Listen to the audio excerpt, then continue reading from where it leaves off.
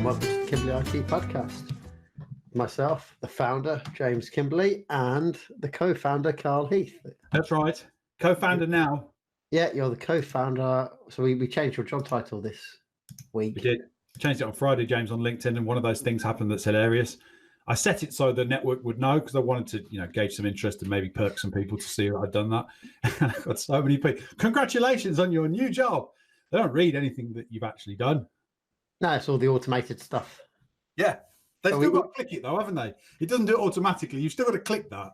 We changed it to you to co-founder because we felt that you are a co-founder of this era of Kimbley IT. Yes. How long have you been with Kimbley IT now? I was asked this question yesterday. It's over 1 year as a director because we sorted that at Next last year at Google, and I guess then I was working with you for the most of that year as well. So coming up to 2 years. 2 years. So now a co-founder. Yeah. Earned his stripes. Got any news to talk about? I looked through that. There wasn't loads of news of things we've done because over the last 2 weeks we've been doing kind of the standard stuff that we do. However, there was a talk that I gave with our accountant, Appleby Moore, last week in Wolverhampton, which was managing the modern business with Google. Which turns out interesting that we've actually got a lead from that in that you thought nothing came of it. You weren't sure on the audience, and then only it was like yesterday. They gave me a call out the blue, the accountancies went out the blue about something, and then they mentioned that out the blue that someone was interested in talking to you after you'd left the event. So they're now putting you in contact with this company. And that's right. Yeah, that's right. I got a couple of people who were giving me eye contact when I was talking, which was good. As the speaker, you want some feedback from your audience. My general feel was maybe it wasn't right for them, or they hadn't come for this specifically. They'd come for some other stuff. But there you go. You can never tell. Yep. Never tell. So that went well. Yeah. Pretty much what I did last week was I got quite a bit of activity on LinkedIn. So LinkedIn is the main social network that we're active on. Yep. We're on all of them, but LinkedIn is by far the one we're most active on. So I got a bit of activity over a post I put out about, if you're getting custom software built and it's built by a single individual, your first question should be, what happens when they die? Who's going to take over that software? Is it possible to take over it? Have they got it fully documented so you can take over it?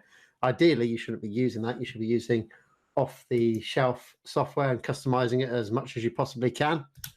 But a lot of people didn't seem to understand that, and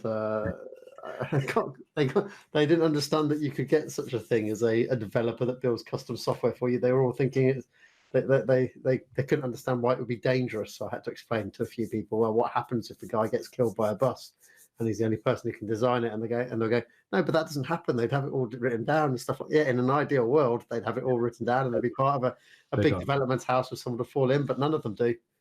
And even the ones that do have it very well done. Yeah, I'd go as far as to say a lot of development houses and people don't, because it gets overlooked. You're busy and you think, I'll do it later, and it never gets done.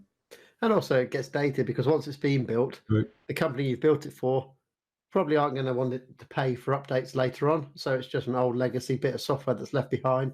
The guys that originally designed it have moved on and left the business, and you're still in the same position. I enjoyed the post. I enjoyed the comments on it where somebody thought someone had died and was like, oh, I'm sorry to hear that. It's like, no, nothing died. No one's actually dead. Yes, it's an expression. Yes, I had to explain that's an expression. It was funny. Yeah. That's it. Yeah. LinkedIn-y stuff. And we did a talk, and that's about it. Yeah, it is. And we didn't go to Google Next. We didn't go. No, we didn't go to Google Next, but we had some training take place as well last week. Yeah, we've had a couple of those happen actually. New clients had some training, and we also had one for an existing client. Was it 2 new clients? I only knew of one. No, not 2 new. One training for a new client, and then one training for the existing client down in Kent or Dartford, I think it was this time, rather than Kent. That might be Kent, to be honest. Yeah, well, that's it basically. Yeah, that's pretty much. We have one more podcast before Christmas, and I imagine next week's news will be pretty quiet as well, based on it being December. Yeah, well, we'll try and make it exciting. So, in the news, the big news I saw was Tesla. Elon Musk revealed the Cybertruck. Yeah, I know. That was a cracker, wasn't it? Yeah, it was good. It was especially funny when the smash-proof windows got smashed by a ball. Yeah. But he released later on that the reason to believe that happened was because they hit the doors with a sledgehammer first to show how strong the doors were, and that actually damaged the glass inside, cracking it at the bottom. So when they threw the ball, the glass had weakened. And he said, next time I'll do it the opposite way around. Throw the ball first and then do the sledgehammer afterwards. Yeah, you're right. I saw that break. Then you told me that, and I thought that makes sense. Then I looked at another video and saw them actually doing it beforehand, and I saw what it does. And the ball bearing was like a snooker ball-sized metal ball bearing, and this guy lobs it at the window. He's not baseball pitching, but it's got some pace, and it's boings off. Yeah, it's powerful. They also released a video of the Cybertruck versing the Ford F-150. Yeah, I saw that. The back tug of war thing. Yes, yeah, well, they're going to redo one because the Cybertruck had an unfair advantage. So the F-150 was not in four-wheel drive; it was only in rear-wheel drive. Yeah, it was unladen as well, so it had no weight pushing the rear wheels down. The Cybertruck also gets a slight head start. It's only it's only like a second or so before the Cybertruck starts pulling, and then the guy driving the F-150 starts putting the power down. Yeah. So there's momentum already towards the Cybertruck, but it's totally unladen and not in four-wheel drive. So Elon Musk has said he's going to rerun it. Where Ford called him out saying that he was going to, and he said, "Okay, fine, well, I'll rerun it with a full-on Ford F-150." And then Ford sort of backed down that they didn't want to go ahead with it in the end. I think it hasn't happened yet, but I think Elon Musk is probably just going to go and buy himself a Ford F-150. Yeah. That's fully loaded one and just do it anyway. Yeah, that's right, because he's the only one who's got the Cybertruck. So pretty much, no journalists, no Top Gear are going to do that. So it'll have to be him. But it's apparently it's out-tows the F-150, and it's faster and better performance than the Porsche 911. That's what I love about these electric cars. They're just so quick. Yeah, they are super quick. It's an interesting design, though, James. It's a bold design. Yeah, it's a good design. I've got a question for you about this that I've been thinking about. Right, that vehicle is rock solid. Like, you can shoot 9mm bullets at the bodywork. That's what Elon says, and he's proved you can hit it with a sledgehammer. Aren't vehicles in the US and the EU meant to be crash rated so that they crush on impact with pedestrians? Isn't that thing going to be not legal because it's this indestructible moving brick that won't break when it hits stuff? Well, it's crumple zones, isn't it? And I imagine it's different impact for a bullet to a bigger object, so you can design the crumple zones to operate like that. And if it's carbon fiber, you can design carbon fiber so it's very weak in a certain direction, very, very tough in another direction. Stainless steel? It's stainless steel on the bodywork. Don't know what's inside, what the actual structure of it is built from. Oh, okay. So I was the stainless steel exoskeleton. Yeah, the stainless steel is pretty lightweight, and it's the actual crumple zones are built into the chassis and other parts of the car for it to actually crumple up. That car doesn't have a chassis. It's exoskeleton. It's monocoque. The chassis is the body. But either way, if he's going to sell it, he's going to have to make it legal. So. Well, no, I agree. No, I absolutely agree. When I looked at it and I read about it, I thought, okay, I hadn't seen anything about any safety tests with the Cybertruck. I hadn't seen anything like that. Maybe that's not happened because some people. It's still a concept at the moment, so none of that stuff will have happened yet. Well, yeah, some of it, there's a lot of tinfoil people out on Twitter and stuff, and someone was putting this post saying that the whole thing is a setup, and that's not the thing he's going to make, and that was one of the reasons for it. Well, you could argue the whole thing about Tesla's a setup. Cars just happen to be the easiest way to test batteries because Tesla is a battery company and it's battery technology, and it's like we spoke about a couple of podcasts before. Blockchain is a great technology. It just so happens that it's very easy to build a cryptocurrency and run it on top. Yeah, you get it to work, and that's what Tesla is. Tesla's a battery company, and it's very simple and easy to build cars to test batteries and design new batteries to work in cars. No, I understand that, and I've seen the bits that you show me where Elon Musk has even said, "Look, I'm not really that interested in running a car company for that long, particularly either." I've not seen that one. Oh, I thought it was you. So I think someone else had shown that said that it's a drive to improve battery technology. But the Cybertruck could well be something for something else. He's done that plenty of times in the past. I suspect he'll probably release it like he's doing with his his actual Arctic trucks as well. Yeah, well, there's 200, as you said, 200,000 pre-orders placed, so people want one. To be fair, you can't count on that because the pre-order was only $100, Oh, was it? refundable as well. Okay. Fully refundable. So, yeah, if it would have been a bit more, then it would have been. So normally with the cars, it's about £1,000 or more. But with the truck, all of a sudden, it's $100. So You must have liked that then. That's what you'd call that marketing. That's one you'd like that, wouldn't you? That was marketing. it's marketing. You got the marketing was the balls breaking. Actually, that could well be planned that he knew the balls would break, this shatter the glass, because he's going to get a lot more news articles written about the truck with that demo that's gone wrong. The thing with him is, so you could fix the demo to go incorrectly. The thing I see with him is, if Mercedes or BMW did that, they'd be the laughing stock, right, for breaking the window. But when it's Musk, he just goes, I'll be fixed later post-production. And everyone who loves him goes, yeah, right. Okay, I trust you. There's a different reason for that as well. What? Musk, Tesla is all built around the concept of Silicon Valley and technology. It's not built around the concept of being a car manufacturer. And it's acceptable in Silicon Valley for demos to go wrong. How many times have you seen that? Google has problems. Microsoft has problems. Apple has problems. Blue screen of death on most Windows releases from 95 to about 2000 something. But it could also be planned because it is better marketing. If you have a blue screen of death in your Windows 10 demo, everyone's going to write about it. And everyone knows that the blue screen of death problem will be fixed. But you're going to get much more headlines about Windows 10 overall. Yeah. No one will know except those that know. Yeah. When Jobs ever did his in Apple, they generally went right for him. No, the first iPhone, he had major problems with that to do with the Wi-Fi. The Wi-Fi was being, he had to ask everyone in the auditorium to turn their Wi-Fi off on their devices because he wasn't able to show whatever he was showing. It might have been a video call or something like that, but he wasn't able to show it because the Wi-Fi was being overloaded by all the devices trying to connect to it from all the journalists and all the people that were there watching. I think it might have been that. It might have been the Safari browser on the Apple iPhone when it first launched. It's on YouTube anyway. Okay. Of Steve Jobs fails. He had quite a few. Video on there, quite a few. I might look that up at some point. So yeah, there's one fail where I can't remember what he's doing, but he actually throws the device at one of the Apple engineers who's sitting in the front row because he can't get it to work. He gets very angry. He throws the device at the guy and tells him to go and get it sorted. Yeah, I'm glad it didn't work for him. Next one is we'll move on to the shop that always has a sale.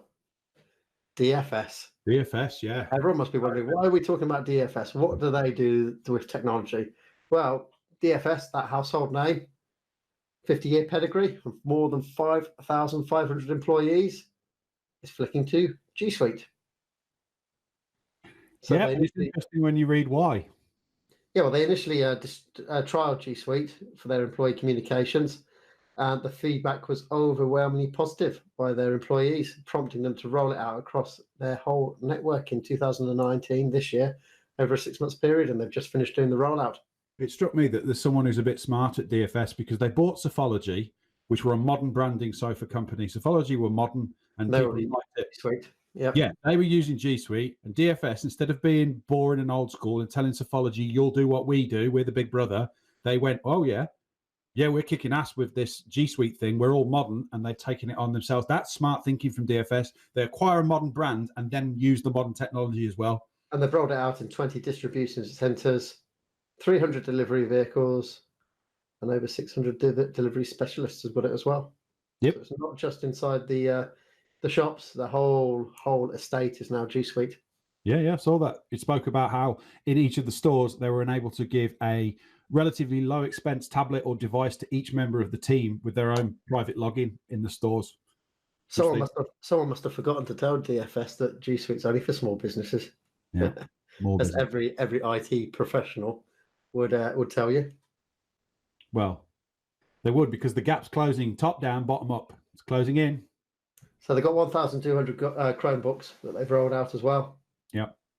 Allowing them to use those Chromebooks while they interact with customers, because it's just so easy to set up a Chromebook. You sign in, job done, everything appears. Yep. I read that. They'd also moved their, what they call them, workloads, but they'd moved they had private cloud, which meant that company had got loads of servers they owned, and they'd got them in a data center somewhere, and they were looking after them, and they'd moved all of that runs other systems that they run, not G Suite. There's will be other things that the company's got, and that's all been moved to Google Cloud Platform now. And that was something I noted from Next when they interviewed a guy from John Lewis, James at Next, about how John Lewis had taken all of their old infrastructure that they'd got themselves in cabinets and buildings and shoved it all in Google Cloud. And then when it came to Christmas and John Lewis got busy, as they do, they didn't have to worry about buying new kit and upgrading. They could literally tell Google, well, Google would just do it for them. Google would just push the throttle up, give them more of what they needed to facilitate what was happening. And that would be the same as what DFS has gone and done now as well. Yeah. So the whole thing is Google Cloud with G Suite as the interaction part, the productivity tool. Next story, kind of a sad one.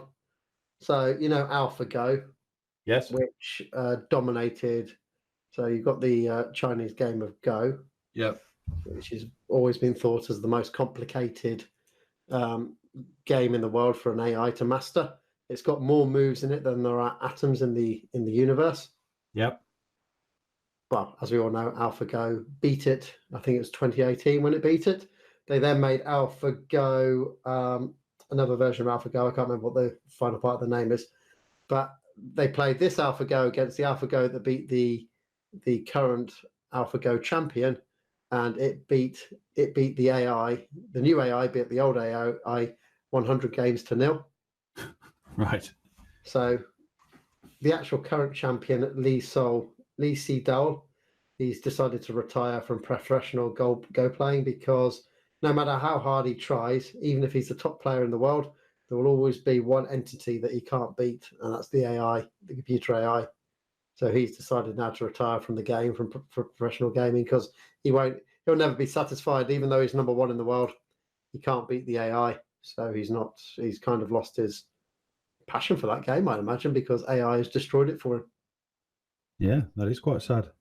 But that can happen to more and more sports now, because the computer is always going to be better at a human over time, and very quickly over time. And so there's lots of sports. You've got chess. Chess has been beaten a long time ago. AlphaGo was meant to be the hardest one, and it's easily beaten that. So every single game that you think of now will be beaten. A human will be beaten by AI. So there will always AI is now superseded humans' abilities to play games. Yeah, I guess so.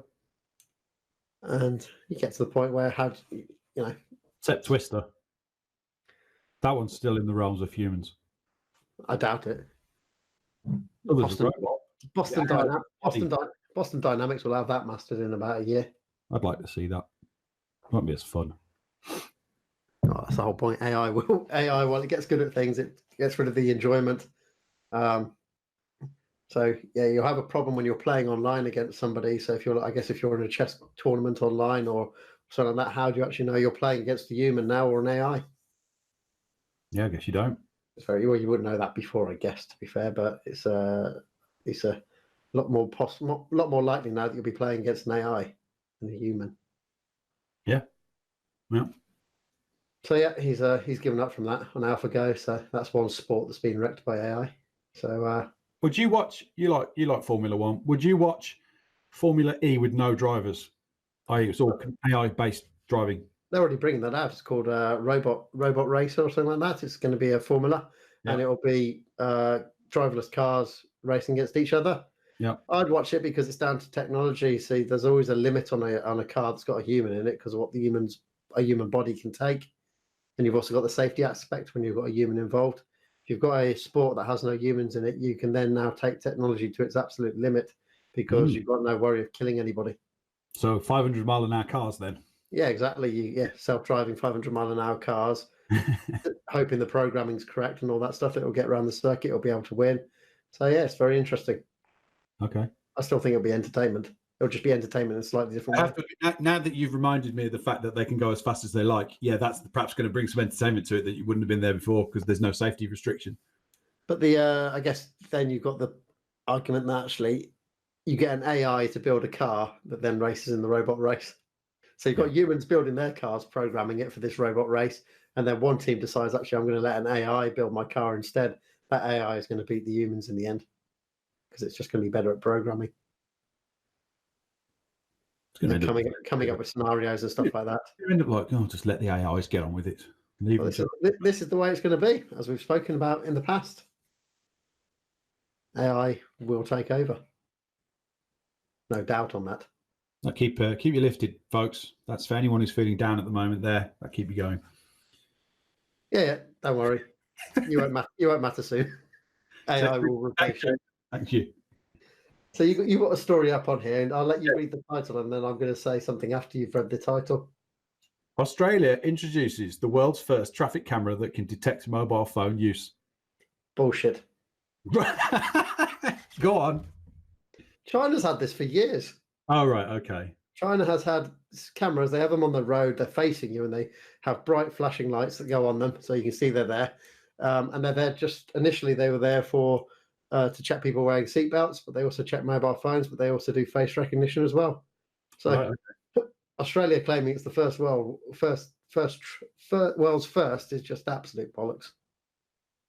Yeah, I mean those were taken. That one's the Guardian, and I think the other was the Telegraph, and both were reporting that as world's first. But yeah, bullshit, total bullshit. That's just a clickbait title, I think, to get people onto it. Fair enough. I'm not too bothered if Australia's first or not, to be honest, James. That wasn't the bit that really interested me that Australians had won this race. It was that they had introduced cameras, like you say, in China, where there was a penalty based on using the mobile phone. And I think that's a good thing, because when I'm driving around or I'm a passenger in a car and I look around, I see too many people texting or what, they're not necessarily texting, but they're using the app. They're using the phone and looking at it with their hands, and they're not making phone calls. They're obviously using some sort of app or something, or typing something in, and it's properly dangerous to do that. I'd have a different opinion on that. If you're holding your phone in your hand, using it, or got it against your head, talking down the phone, that's dangerous. But if you got the phone in a mount and you're tapping a button on it, what's the difference between that and you turning the air conditioning button on in your car and selecting the temperature you want that? That's not what I'm referencing, and nor is this law. This law in Australia allows you to use the phone if it's mounted to press the sat nav or stop something. But isn't it illegal actually in the UK now to use a phone mounted as well? But they can't enforce it because it's impossible to bloody see people do it. It wasn't that. What it was, the act of law said that it was only a communication that was illegal. Therefore, if you use the camera to film something while you were driving, that's not illegal because it's not an act of communication, and therefore, technically, Smythe QC barristers of London would get you off on that one. Streaming music could be argued though, because it's using the communication part of the phone, and that's data, so it has to be using some communication network. Yep. I disagree with that. It literally said filming. Filming was the one that you could get away with because it would save it straight to the phone, and the phone doesn't have to communicate to do it. Well, it does though, because it's going to be backing up that data, so it's going to be using the phone stuff as well. Well, James, this is a point of law. This is why I don't think anyone's ever been prosecuted for this law, because it's just impossible to enforce. Well, my point is that when I see people on phones and they are using the apps, they're not concentrating. I can see they're not looking at the road. That's dangerous. And if something can be done to stop that, I approve.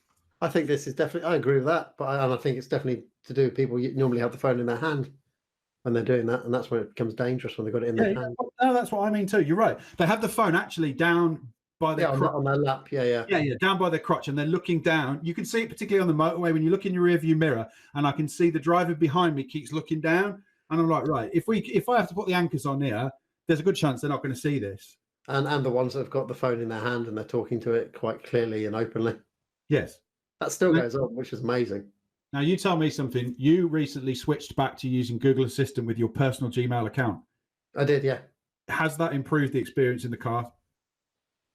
Or have you not? It has, but I also, as I did it, I also stopped using Google Play Music and went on to Spotify. Right. I got a 3-month trial of Spotify, and Spotify and Google Assistant work together, but Spotify is just shit.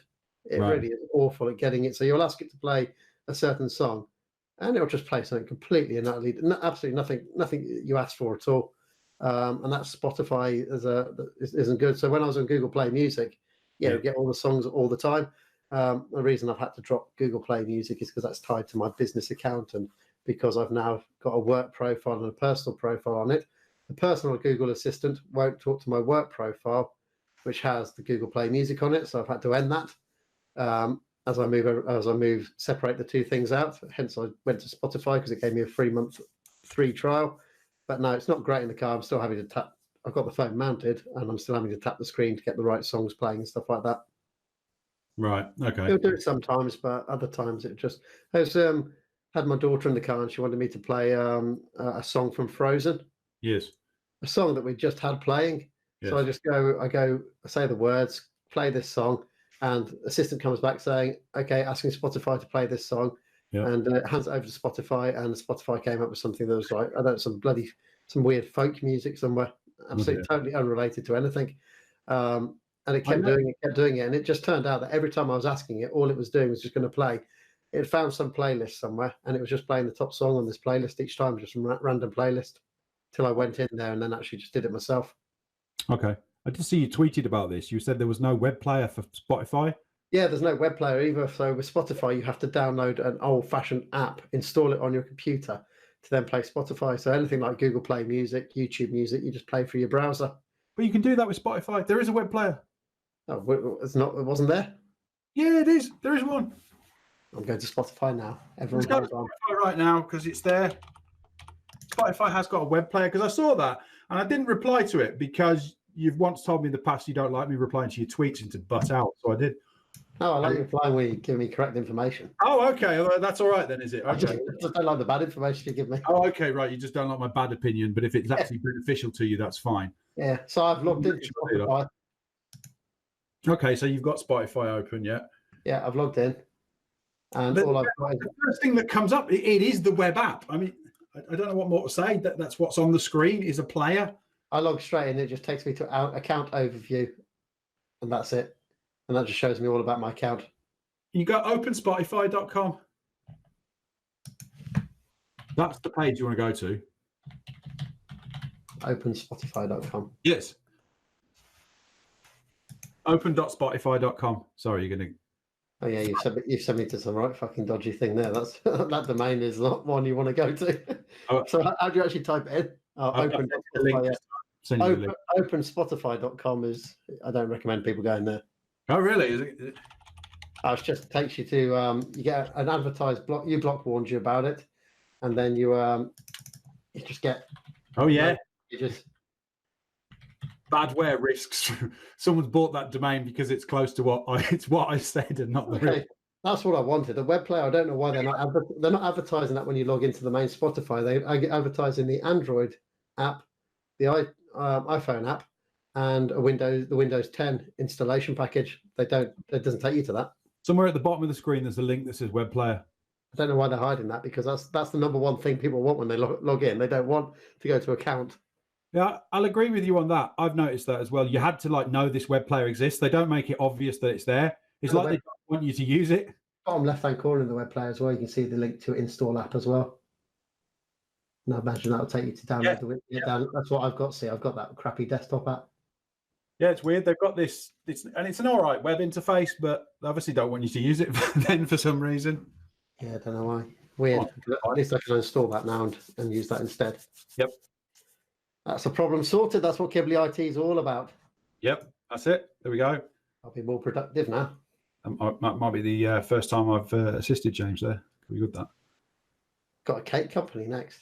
Yes, I thought you might like this one. I spotted it on the news this morning, and it was how a cake company in the UK pioneered the first office computer, and it was the British company J. Lyons & Co. who had the world's first automated office system with a computer. Yeah, you mentioned this to me, or I read the same article as you. It was on BBC. Yeah, BBC, yeah. And I watched the video, and there's a lady, Mary Coombs, is on there, and she programmed it back in the 50s. So what was this computer designed to do? Why did they build payroll? Was one of the first things it did. It automated their payroll system for them, and then from the sound of what she's talking about, it probably did some sort of stock inventory thing as well for them, and it was all on ticker tape. But it was doing the payroll and printing slips and receipts. And I watched it and I thought, you know what? That would have been so bold in the 50s. The amount of money they must have invested into that. Do they still exist? Lions? Yeah. I think so, yeah. Certainly as a brand of cake manufacturers and baked goods, they exist, yeah. Do a quick search for their name. You carry on talking. Keep the J. Lyons entertained. J. Lyons & Co. was a British restaurant chain, food manufacturer and hotel conglomerate founded in 1884. Yeah. I'm not sure if it still goes. If they haven't updated their logo since 1884 by the looks of it. Here's added to this, James. Between 1951 and 1963, the company manufactured and sold a range of Lions Electronic Office computers, the Leo. It's weird. They got out of the computer race just as it was kicking off. The woman mentions that in the video that's on the BBC, and she basically says we were sort of ahead of like IBM and stuff like that, and then IBM just powered ahead and took it away from them. So they obviously didn't sort of know what they got. The last Leo computers were used until 1981. That's pretty old, from 63 to 81. Yeah. I wonder if they had an extended support on it. Extended support warranty. Yeah. I liked it. I like the fact that when you look back at the history of IT, there's a lot of women involved. And considering how many people go on about how there aren't enough women in technology, they were certainly some of the founders and pioneers of IT. Women are involved. Oh, yeah, definitely. If you go back and look at... Ada Lovelace is your first one. Yeah, which I thought should have been on the £20 note. Yeah. And then you've got all the guys from Bletchley Park, all the girls there that were there. They were massively important. I wonder if this was partly because in those days where life was a little bit more sexist towards men, women were given like, get on with the computers. It's just like an administrative job. So you go run the computer. I was going to say that. I think it's definitely down to that. People at the time didn't realize how big computers were going to become. So let's just hand that off to the woman while the man does the real job. Yes, exactly. They thought it wasn't worth their time, so the little women can take care of the computers. And then these women went on and programmed the world's first computers that did. It's kind of like washing up. Here's all the plates and knives and forks. Here's the data. I'll stick it in the bowl. You sort it for me, and that's what the women did. Yeah. Yep. Pretty sure. I reckon that is right. Maybe no one will admit it, but that's probably the reason it happened. And that's why it's now flicked around in the 80s, 90s, men taking over. Oh, this is really important. This is the future. Yeah. Give it to us. Yeah, exactly. Yeah. Sounds like men. Right. Okay. Well, that was that. That's that bit of interesting news. Let's move on to our conversation, shall we? Yeah. So conversation time is: do we still need phone numbers? Interesting question. When I saw you put that, because if you think about a phone number, literally the only reason I could think you have a phone number now is because it's required to have a mobile device to get a data connection on a mobile phone. Because I was looking through my mobile, and I think the phone app is probably the app I use the least, because not just because I hate telephone calls, but even for you, someone who likes phone calls slightly more than me, your main communications isn't through the phone. It's through, if you're using WhatsApp, it's through Facebook Messenger, it's through Instagram, it's through all those other apps. You don't use the phone number. The phone number was a great tool at the time before people started communicating in a different way, because it gave you a number that gave you direct access to somebody. Yep. And it gave switchboards a way to, when you had to dial up to a switchboard and be put through to people, to be able to put people through on the correct line. Gave you the phone book to be able to find people and then services that you wanted. But it's all been superseded now by essentially the internet and different ways of communication. The phone number has problems as well, security problems, in that a phone number, for it to be useful, needs to be publicly published. You need people to know it to be able to contact you. Yep. But if people know it, that means bad guys know it as well. So it's very easy to do like a SIM swap scam. So because a lot of services, if you're signing up to them, they use two-step verification, and by default they'll use SMS. So it's very common, if someone wants to really go after you, they can get into your bank. They'll do a swim swap thing. So once they've logged into your bank account, the text message will actually come through to their mobile rather than yours, because they've done a SIM swap without you even knowing, and they've got into all your accounts where you're using SMS as two-factor authentication. Hence the reason why it's not recommended. Phone technique where they cloned your SIM card and then just wait the time that you used it, and then they do that as well. Yeah. But this is also a news article today where there was a news article today, or someone posted today recently. There's like millions and millions of SMS message database was leaked online, and it was full of that stuff. It was full of the two-factor authentication conversations. The other problem with telephones are, especially nowadays, it ties you to one device. So if you want to have 2 mobile phones or 3 mobile phones, you've got to have a different number on each one. You can use like Google Voice and have it ring through all of them, but you've still got to register 3 different numbers just to be able to use those devices to have a data connection. So it really should be an option. Do you want a phone number or not when you get a mobile phone? Here's a SIM card with a data connection. Do you actually want a mobile phone number with it or not? If that can be done, they're just outdated. They're just not required because no one communicates that way. I guess now the mobile phone number is really used as a unique identifier rather than anything else. Yeah, it's a tracking code basically. Yes. Certainly when you talk about, like when you said you need a phone number, I instantly thought of old school landlines when you said that, actually more than a mobile phone. And I was going to say no. Certainly at home, no one should have a phone plugged in at more. Yeah, you definitely don't need a landline.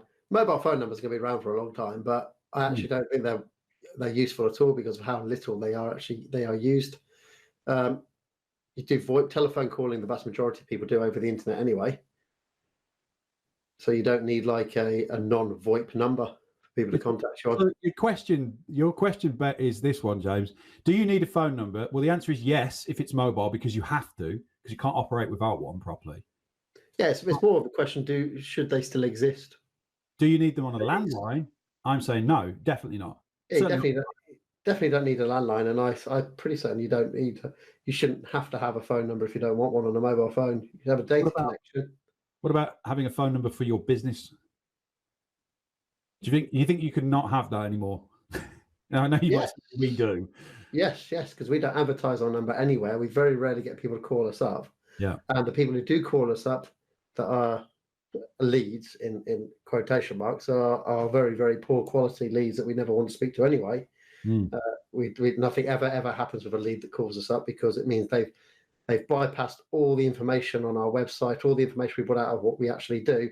And I think every single lead that comes through on a telephone number is requesting something completely unrelated to what we do. No, certainly for us, the experience is correct. Yeah, it's been rubbish. That's why we got rid of it. There's no benefit to it whatsoever.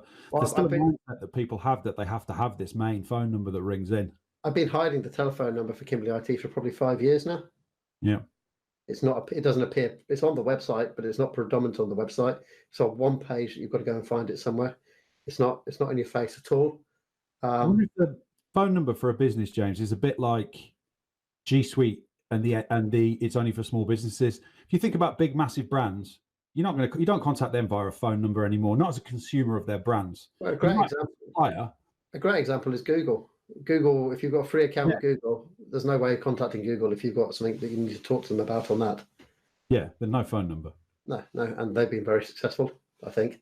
Yeah. Well, I think most big brands are. If you've got an issue with something in a big brand, you'd go on Twitter or something and tweet them about it. Phone them up. I had an issue with McDonald's for the first time. Okay, maybe I missed it. No, I didn't. I did it privately with McDonald's, got it sorted. But they'd forgotten to put a fruit bag in a Happy Meal for my daughter last week. So I got back. Well, I got into the car and she needs the fruit bag on the way back home. This was driving, right? Yeah. No, we went into the shop to get it because she likes going in to see the food being made. Mm-hmm. We go in there, she watches that, and we go back to the car. But it was dark and it was raining and very cold, and I fastened her into the car and everything like that. Went to open the bag to give her a fruit bag. It wasn't there. So when I got back, I sent a DM to McDonald's. Mm-hmm. Yep. They apologised and they've sent a £5 voucher in the post for another, so she can have a free Happy Meal at the next visit. It's very good. And nothing to do with telephones. I didn't ring them. That's an example of communicating. Back in the 90s, if I had a problem with McDonald's, then I'd have to call them up. Back in the early 2000s, I'd have to do it as well because there was no other option. But now that there's another option that I know is better, I use that. People like using stuff like Twitter and Instant Message because the conversation is essentially recorded in your history. A voice call isn't recorded. Now, a company might record it for training purposes, and then if you want to get access to that, it's very difficult. But if you're doing it for instant message, the whole history is always recorded and people can refer back to it. Do you remember security? Do you remember back in the day when on a bottle of sauce, something like HP sauce, there would be a customer satisfaction number that you could phone if you weren't satisfied? Well, I used to like having a drink. With my mates, we used to ring that number back in the 90s. We'd just ring the number on a night out, and there's someone would man the phone for that number 24 hours a day. And I used to ring them up and just say, I just wanted to tell you that your HP sauce is boss. And it was the 90s, so you have to indulge that phrase. Just tell them, I love your sauce, mate. And you know what? It used to make the day of the poor person who was on the end of that phone line somewhere. They go, have you got anything else you want to say? Just love the sauce, mate. Brilliant. Keep doing it. I'm sure the only person who's rang up. Well, exactly. That's what we thought. Bet nobody rings this line. So we rang the line. Not only we rang it with a positive sound. We rang it to make them happy. We didn't ring it with negative. Yeah. It was good fun, that was. But you didn't phone it through in them days. Yeah, how pointless the phone number is. You don't do that anymore. And no one did it back then anyway when that was written on the side of the package, apart from you. Yeah, apart from me when I was drunk. That's right, yeah. But I do think it's it'll be the start of the end of the phone number. I will, I'll be surprised that in 10 years' time, if you can't have an option where you have no phone number with your data. Okay. Yeah, they'll have found some unique identifier that can do it instead, so you don't actually have to put a number in. You've already got that with the IMEI code on your mobile phone and stuff like that. Well, I guess what I'm referring to is things like WhatsApp and stuff, James, where they're the ones that take your phone number as the identifier. They take that only because they haven't got a different type of login system, which they'd quite easily put in. So the reason they do that is because WhatsApp always logged you in for a mobile number rather than your Facebook account because it wasn't part of Facebook initially. Yeah. And WhatsApp's got that legacy login. It's like when Google brought out Google Allo, which was their competitor for WhatsApp. It was a complete flop because it had no tie into your Google account. Right. So it used your mobile phone number as essentially like the username to log you in. Can't you log in with on WhatsApp with Facebook now? I don't know. I haven't checked because I had my WhatsApp for ages as well from when it was a phone number, so I haven't looked. I don't know. Yeah. Maybe you can. Well, I know they're bringing it all together, and I imagine that part of the amalgamation will be to do that. What? Slightly off topic of this, but it's about WhatsApp still. You watch the TV adverts with the Muppets advertising Facebook Portal, the video conferencing system, for home in front of your telly. I know that Portal. I've not seen the advert. Well, you can have like 8 people in a call at once and stuff like that. The thing with that branding, the first thing that jumped into my mind was our Facebook recording all the video calls so they can work out what I'm talking about for data purposes. Yeah, that's a problem with Facebook. Their reputation is destroyed. So no, I don't know if they are or they aren't, but that was the first thing I thought was right. They're listening to what I'm talking to with my mates to find out what things I like doing so they can sell me things. Portal's apparently very, very good. The way it works, it functions really nicely and works very well. But It's Facebook, and Facebook has got so many trust issues on that brand. Yep. I don't want a Facebook Portal in my house. It's not because they might be recording things. It's just that they might who are they going to allow access to? Who's got access to all that data? They're just damaged. The damaged brand Facebook is, and it's quite odd that they've recently decided to rebrand Facebook as Facebook and change the logo and the colours. Because I was reading about it, and apparently there was internal discussions about rebranding Facebook, the company, not Facebook the service. Facebook the company is a different name. Yeah. So a bit like Google has with Alphabet, Facebook was going to have their equivalent Alphabet. But they decided to keep the name Facebook, and that's what they've named the big company that owns Facebook, WhatsApp, and Instagram. But it's a badly damaged name. Yep, definitely. Yeah, definitely. I've no doubt that Alexa and OK Google and all of those things equally do or don't collect data, whatever they do. But my mind says Facebook's definitely the one I don't want in my house, even though there's no evidence to substantiate that really, except for their track record. But that's not to say that Amazon or Google have got a particularly better track record of that kind of thing either. As far as I'm aware, Amazon and Google haven't had any data leaks. No, I suppose they've not had those in that sense. Were you talking not the Cambridge Analytica one? Yeah, I'm talking about that because Facebook's had Cambridge Analytica, but they've had many, many others in the past as well. As far as I'm aware, Amazon and Google haven't, or they haven't announced it, which would be breaking the law anyway. Yeah. It'll be interesting to see how that product gets on, whether anybody uses it. Now we've gone off topic anyway. We'll keep it off topic. Now I've flicked everything back to Google Assistant on my free Gmail account. Way, way, way, way better than the G Suite stuff. Right, okay. You can do on a G Suite account. Oddly, at Next, they said they're bringing Assistant back to G Suite. So they've always had Assistant for G Suite, but they've been over the last few months, they've removed features, useful ones, like there used to be a reminder feature that they, for no sensible reason, they removed it. So I used to use reminders, like tell it to remind me to come back to my car in an hour time, that my car parking ticket will run out in an hour's time. And then probably about 9 months ago, Google just removed that from the G Suite ability. You couldn't set reminders in Google Assistant on G Suite. And that's actually the main thing that made me flick from my work account over to my personal account, because I needed that functionality. Because whenever I park somewhere, I set a reminder so I get back to the car in time before the ticket expires. Yep. Now at Next, Google says they're bringing it back and all that stuff. Well, it's a bit too late because I've already moved. But Google Assistant is great on your normal Gmail account. Works really well. Way better than Amazon's Echo. assistant. Okay, well that can't be hard. I mean, That's not to not. She's It can't be awful. hard to beat Alexa. She is just useless. Yes, useless. I quit using it. It's rubbish. Can't do anything. The only thing we got one in the kitchen. That's probably the only one that we use. I've got 5 altogether. It's only the one in the kitchen we use, and that's just to set a timer on food when it's it's in the oven. Set a timer for. That's one hell of an expensive timer. Yeah. Well, it is when you consider I've got 5, and the other 4 are hardly used. We do use it to play music, but that's about it. Yeah. But Google's great because you can ask it. Apart from when she's fired off. Okay, for no reason. Go for it. She's just telling me to go for it. Go for it. Thank you. But she's meant to only say that after. But that's the only problem with her. She's a bit too keen to help. Right. Okay. Not the type of woman you want. That's definitely off topic. I'm not going any further on that topic. I'm not going there. Hand it back to you for your experience. I'm not going there on that. That's for something else. Well, that finished. Do we still need phone numbers? The answer from James is no, and he predicts the death of them within 10 years. Well, not the death of them, but the option not to have them. I want to just say one other thing. Spam calls. You only get them because you've got a phone number. Yep. We use Google Voice, which makes it a bit easier for us to block spam calls because there's a filter on there automatically, and there's call screening.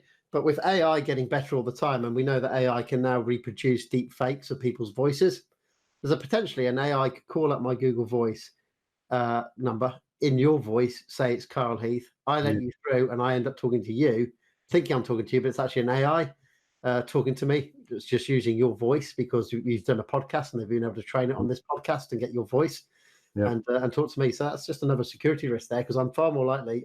All I've got there in my defenses is my recognition of your voice to work out if I'm talking to you or not. And it could be you ringing up saying, "Hey James, a bit of emergency at a client." Great. What's the password for this so and so service? Oh, here's the password, and that's it. You're into it. And I actually ended up talking to a deep fake AI from China who's trying to break into one of our clients. So do we have to have like a secret voice? No, like I'll talk in this voice when I phone you up for the business, mate, and then you'll know that it's me and not the voice. How about that? I do that. We'll do that from now on. But now you put it out. Now you put it out on a podcast. You're gonna have to do another voice. No, that's the one I'm gonna do when I ring you with problems, man. That's it. And then this one is the one they'll fake, and then you'll know it's not. You'll know then it's not me. But getting rid of the phone calls numbers, that will get rid of that problem completely, and I wouldn't have to worry about if you're a Scouser or not. No, man, I'm from Newcastle, you maniac. I see. I don't even know. Didn't you listen, did you? Anyway, so there we go. Interesting. So move on. Yeah, what are we on to now? It's on to recommendations. I think I've actually lost the show notes. So I don't know what tab they're opening. The recommendations are pretty straightforward. It's the show both of us have watched over the last week or so. Oh, yeah, you can talk about this one. Netflix, as ever, there is a true crime documentary, 5-parter called Who Murdered Little Gregory? Or what happened to Little Gregory, is it? What happened to Little Gregory? No, I think it's Who Murdered Little Gregory because we know it was murdered. They know he was murdered. Yeah. They found the body. It's not. They're still not guessing what happened. Okay, yeah, that's right. Yeah, they found his body in the river, didn't they? So it wasn't exactly rocket science to work that one out. Anyway, we're not laughing at the death of a child. That's not what's funny. In fact, none of it's particularly funny. It's a really good true crime story from the French 1980s about a child that was abducted and was found in the river, trussed up and dead. And it's the story of this family and this person called the Raven, that is the French term for the secret person that was abusing them over the phone. And it's a mysterious story of botched police investigations, a family feud, tragedy. Really good. Yeah, it's worth watching. Definitely the judge that let the side down. Yes, the little judge, Le Petit Judge. Yeah. So there's some good news later on about that judge, though. As you watch the series, when you get to about episode 4 or 5, they announce some good news about the little judge. Poor James, I was like, I couldn't believe. He was like, you couldn't write this. The story's got twists and turns you wouldn't have written. Yeah. If you were trying to write a thriller. Go watch it. Yeah, it's good. Go watch it. It is all in French and subtitled, but don't let that off. No. Just go in Netflix, subtitles and audio, change it to the English dubbing, I've learned something here.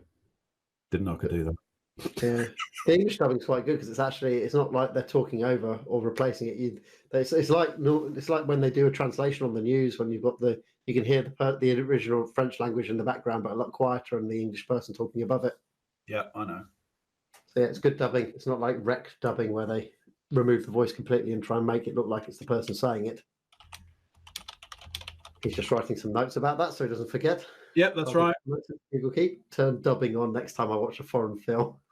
Yeah, turn that on, yeah. And the other one I've got is a book. It's a book by Darren Brown, the illusionist, magician, whatever you want to call him, whatever he is. Mentalist, I think he calls himself, actually, Jones. Darren Brown, a mentalist. And his book's called Happy, and it is a book about philosophy and his views on life philosophy and what makes us happy. And a lot of it's based around Stoicism and Epicureanism, which are Greek Hellenic philosophies, and it sounds a little bit heavy duty, and it is a little bit of a pseudo-intellectual book, I admit. Darren writes with some very long words when he could have. He's not a marketing book, James. He's not a marketing man, Darren. He's using long words when they're not needed. But I'm a big fan of Stoicism as a philosophical point of view as to what actually makes us happy in life. And it's an excellent read, really good. And if sometimes you're thinking about what business book I should get next or what book should I get that's going to motivate me to be successful, I would say don't bother with any of those and go for this book by Darren Brown on the philosophy of what actually makes us happy. And it'll be much more valuable for you. My final recommendation, not on the notes, I just thought about it. Google Stadia as a whole. Google Stadia got some awful reviews when it came out, mainly because features were missing, but that's typical of Google. If you know Google, they release early and then innovate afterwards. Yep. Stadia is absolutely brilliant. It is the best gaming system I've ever used. Just streams immediately. Over the weekend, on Friday, we got out an old Chromebook. Must be about 5 or 6 years old, this Chromebook. Hadn't been turned on for such a long time, but still on version 55 of Chrome OS. So updated it to 78, which is the latest version. And Stadia played on it. And this is a Chromebook with 4 gigs of RAM and all that, but none of that matters with Stadia because it's just essentially a video being streamed to your computer like watching YouTube. It was brilliant. It all just worked perfectly. Stadia is the future of gaming and that kind of system of streaming of games. I think Microsoft's heavily focusing on their new Xbox Scarlet, that will be focused on streaming. I think PlayStation will have problems because I don't know where their data centers are. They've done a bit of streaming in the past. No, they haven't done streaming. They've done downloadable games. They don't actually stream them. So I think you might have Google and Microsoft leading the next generation of gaming. And I think it'll be the last generation of gaming because generation replacement hardware. There's no new hardware needed. Yeah. I noticed when you posted about Stadia on LinkedIn, you got a lot of haters. You got a lot of people that were quick to jump and go, "Oh, it's not good enough." Yeah, I reckon most of them hadn't done what you'd done and bought it. None of them had. The only person who had is Paul Rees. Yeah, and he rates it too. Yeah, everyone who's actually played Stadia rates it very, very highly. Anyone who rates it badly is because they haven't played Stadia. They've just read what other people are saying and they've just joined in the bandwagon. Yeah, that's what I reckoned as well, because I thought there's no way James has bought this right from the very get-go. This is like 2 or 3 days after it's come out. There's no way these people are full-on Google heads like he is, and they're putting it, "Oh, it's not good enough. I'll wait for Microsoft's one." And I'm like, yeah, just hating on Google, that is. Yeah, it's hating on Google. It's hating the fact that I like Google, and they haven't used it, but it's brilliant, absolutely brilliant. No more gaming systems for me now. That's it, done. Yeah, superb. I just hope the library grows bigger and bigger. You know what else we did as well, James? That post, when we were talking with one of our customers the other day, the director of one of our customers in Sutton, and he was talking about his kids' games and stuff like that. And he'd followed your post, and then his teenagers were going, "Oh, can we have a Switch for Christmas, Dad?" And he said to them, "A Switch? Like, don't you want to have Stadia? Don't you know what's that?" And they were like, "What, Stadia?" And he said to the car, "You don't know anything, do you? You know what I mean? You need to get up to date, guys. You need to be with me." And he said he loved it. He loved the moment of superiority over his teenagers. So when you visited them, he told you that story. Yeah. And they hadn't got a clue what Stadia was, and he had to explain. Yeah, it's awesome. It's going to come to mobile phone devices a lot. Okay, cool. So, yeah, looking forward to that when it's fully released. Fully everything's on it. But yeah, that's it. That's it from us. It is. So as always, connect with us on LinkedIn if you want to have a little conversation with us. We instant message on that as well if you want to. Subscribe. More. Yeah, and it's up on YouTube as well. So hit that like button and subscribe, and you'll see all our other videos and the Founder's Diary, Carl's opinion, and some client stories that we stick up there every so often. There'll be Carl's opinion going up on YouTube either today or tomorrow. It's gone up on LinkedIn, but it'll be going up. We're on Twitter at Kimbley IT. That's right. So we'll speak to you in 2 weeks' time.